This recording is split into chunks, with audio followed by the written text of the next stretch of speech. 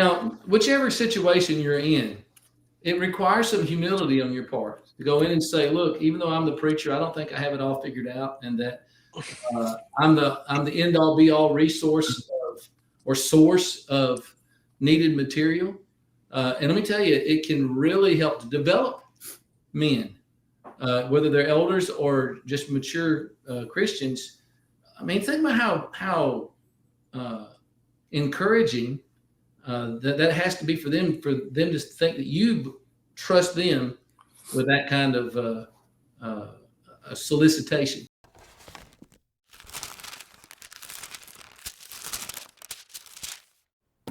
Having some kind of fundamental application within a lesson to me is different than an entire lesson that would fall into the bucket of a fundamentals lesson. And so, what you're talking about is strategy to some degree, and how you would approach each of the lessons. But I'm wanting us to kind of come out to the 30,000 feet perspective and look at all of these sermons and asking ourselves, are we varying this? So what I would suggest is that I think I have 11 of these. When you take these 11, it can, and brainstorm, come up with more if you can think of it. It becomes kind of the grid, the prism through which you can start planning and plotting your sermons, so that when you're done, you can look back and you can see that you've balanced out your preaching. Because the next thing I'm going to mention will hit just what you're talking about, but you'll have some of all of those things as component pieces of it. So number 10 is preach great doctrines. All right, so that just hits what Mike said, square between the eyes, because here's what I would put in that category. The church, man, and think about how many subdivisions within the church. The deity of Christ, think about what all can go within that. The eternality of Christ, the miracles of Christ, the Spirit without measure, the resurrection, the teaching. All right, sin is another great doctrine. The church, the deity of Christ, sin, salvation, the devil, the Holy Spirit, grace, works, and you just flesh that out and think about how many great doctrines are. Yeah. All right, number 11, and we've kind of already touched on this. Preach with adaptability. I mentioned the mass shooting. I mentioned 9/11, but it could also be the death of a prominent or beloved member. Man, I think that's changed my preaching on more occasions than the mass shooting kind of thing. I lived in Denver where there were a bunch of those. I was in Mechanicsville, Virginia in 2003 when Hurricane Isabel came through, and it was the most catastrophic. Jeremiah, I don't know if you were in that part of the country. The peninsula got hit even harder. It was devastating. No hurricane had ever reached that far inland and done that much damage on the East Coast up there. And so I was lessons learned from a hurricane. And it was very much appreciated because people were digging through that debris. We had a tornado here in 21 and preached a sermon on understanding suffering in a time of natural disaster. And so these are the kinds of things you don't want to have to change. But if something like that comes laid into your lap, it would be foolish to try to preach church discipline when your folks are hurting and struggling through something like that. That's when you call an audible. All right, just some further considerations kind of as a closing. So just 4 additional considerations. They're not types. These are maybe resources of where to get these ideas. Number 1, so this is just called further considerations is what I have in my notes. Number 1, seek elders' advice.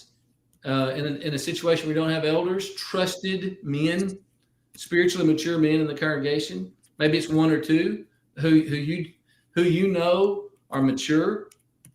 Seek their advice on topics that need preached. So maybe we can broaden that out and say, seek the advice of leadership on topics that need preached. Now, whichever situation you're in, it requires some humility on your part to go in and say, look, even though I'm the preacher, I don't think I have it all figured out, and that I'm the end all be all resource or source of needed material. And let me tell you, it can really help to develop men, whether they're elders or just mature Christians. I mean, think about how encouraging that has to be for them to think that you trust them with that kind of a solicitation. Yes, sir. Yeah, I couldn't agree more. I think it requires humility on your part. I think it also says to them, I'm not trying to come in here because I'm new here. This congregation's been here for 50 years. Mm-hmm. And when you acquiesce and say, guys, what is there something you think needs to be preached on? It says to them, I'm here for you. Right. I'm not here to espouse the things that I think need. And it does show a humility, and it shows a concern, and it shows that you care about them and not just about what you want to preach. Your agenda. Yeah, you're coming in with your agenda because you've been to school and you've been preaching. Yeah, that's right. I'm educated and I've been preaching for this long, and it says to them, I'm more concerned about what this community needs to hear. Yep, and hear so as to be heard. It's just it's whether we're talking about public or private communication, it's key. And the older you get, the harder it is to do that. But you've got to maintain that spirit. That's odd because I think just the opposite. The older I get, the easier it is for me to do that. Well, if you're accumulating wisdom as you should, yeah, you've got to check pride at the door and say, I can always learn from others or from the perspective of others, and especially, as you say, folks who've been there a lot longer than you have. Yeah. Well, and you also broker leadership skills along with that. Absolutely. And if you've heard so many horror stories of preachers coming into congregations and they're not getting fed, and they yield into the elder and everything else, and then you have the other side where some preachers come in and they look to destroy the leadership.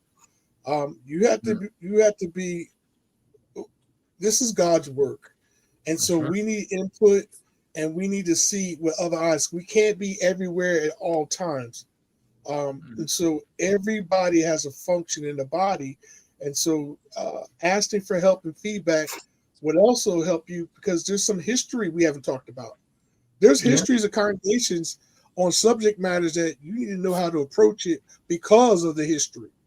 That's right. And that would be smart and wise. Because you don't want nothing to blow up in your face, and you're preaching the truth, but you need to understand what happened. Like you said, in that discipline, you got an influential family, and I've seen congregations where people don't like things, and they hold the church hostage because there's a building note, and there's we're dealing with people, and so we have to be careful, and we have to be tactful too. That's right. No, good points. Excellent. Another consideration to make is just a reminder, frequently check yourself for balance. And let me be more specific. Is my preaching too negative? Mm-hmm. Is it too soft? Is it the same type? Am I in a rut? See, all of these things, I believe, pretty frequently, you need to step back from your preaching and look back over the sample size of the last 4 to 8 to 10 to 20 lessons and say, am I detecting? Look for patterns and look to break those patterns, okay, whatever they are. Number 3 is somewhat specialized, but would apply in most cases, not all. If married, use your wife as a gauge for your tone, your effectiveness, and your clarity. If you're not, find someone that you can legitimately make a surrogate in that situation. So obviously, if you're not married, be wise to find a man that's maybe a spiritual mature man to provide that, or maybe somebody who is a woman of a different generation with a wide gap of age that would be certainly a non-romantic connection that you could reach out to. But somebody who can be an external source who can hear the meta messages that you may not realize that you are emitting in your preaching, like tone. It's back to what Mike said. You could be saying something, and what you may be saying, you may be preaching the truth, but you've got a problem with your tone. And y'all, and we'll talk about this in counseling. Y'all are familiar with the Johari window, aren't you? The Johari window. It's a 4-pane glass. There are things known to self, known to others. Things that are known to self, not known to others. There are things not known to self, but known to others. And then there are things that are not known to self and not known to others. Everybody's life has all 4 panes. And so in your preaching, in that Johari window, there may be things that you don't know that others can observe, and how foolish not to tap into that. Or again, it goes back to humility. When somebody says, I think you've been kind of harsh lately.